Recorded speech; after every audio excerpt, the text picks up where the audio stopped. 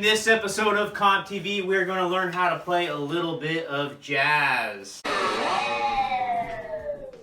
Yes, and be sure to like and subscribe for more music demystified. Now this also counts as the next part in a series I like to call Basic Beat Breakdown, where we talk about different grooves that served as stepping stones on my path to becoming a better musician. Someone once told me that if I learned how to play jazz that I would master the secrets of drumming. Now I'm not sure if I believe that, but it definitely improved my musical abilities. And so, fast forward to me taking a college course on jazz improv, and I sit down at the drum stool and I play a jazz groove that I learned in a book.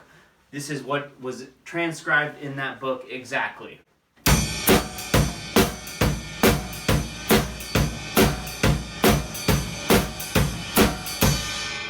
Only probably played a lot more sloppily than that, but the teacher basically told me to not play on the snare, not play on the ride, and not to play quarters on the kick drum, but to just play 2 and 4 on the hi-hat.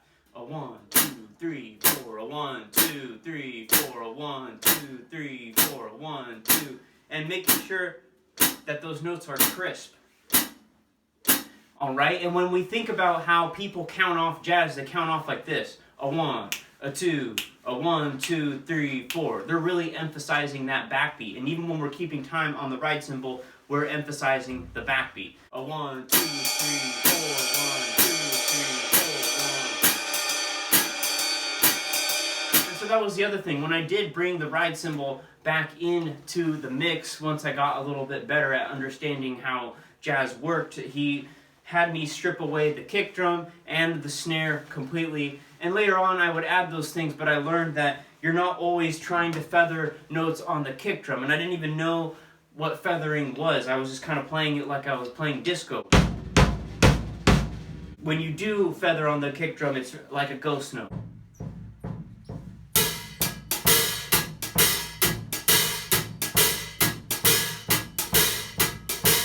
And it's usually played even quieter than that. I'm no expert at jazz. I'm able to play jazz gigs. I'm able to play jazz on cruise ships, but I'm no Buddy Rich by any means. But if you pay attention to what I'm telling you, you could definitely play some passable jazz at a gig. Now, 2 and 4 on the hi-hat, and our ride beat, we are kind of doing our rebound hit on the backbeat.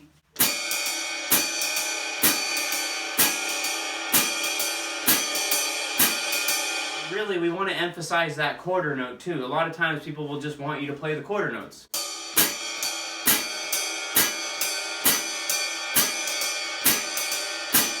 So even though there's swing in there, really make sure that people can hear the beat. That's your job, is to keep time.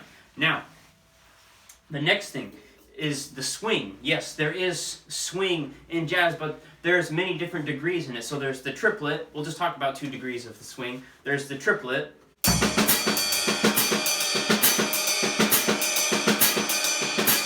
And then there's the 16th note.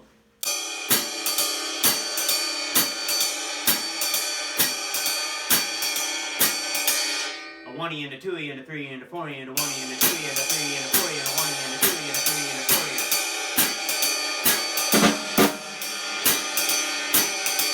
It all depends on what the feel of the song is. A lot of times you can kind of control that when you're playing the different grooves and the different comping. So let's get into comping. So now that we understand what kind of subdivisions we're working with, let's just kind of stick with the triplet for now, since this is a basic introduction to jazz.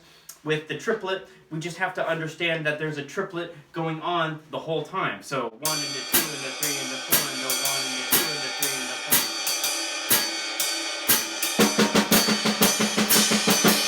So on and so forth. You could see that I was playing triplets throughout all of that passage right there.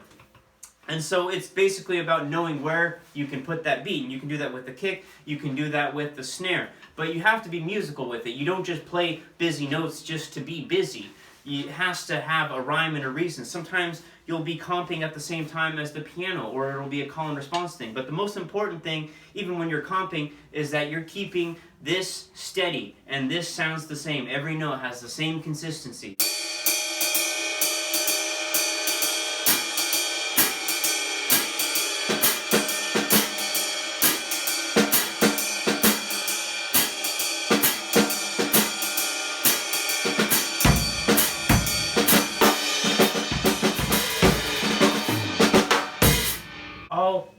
right, now, the last and final concept. Now that you have your independence down a little bit, you know how to play jazz, and this, like I said, this is no comprehensive guide. This is just understanding the basics if you want to get through a gig. So, if you can sing it, you can play it.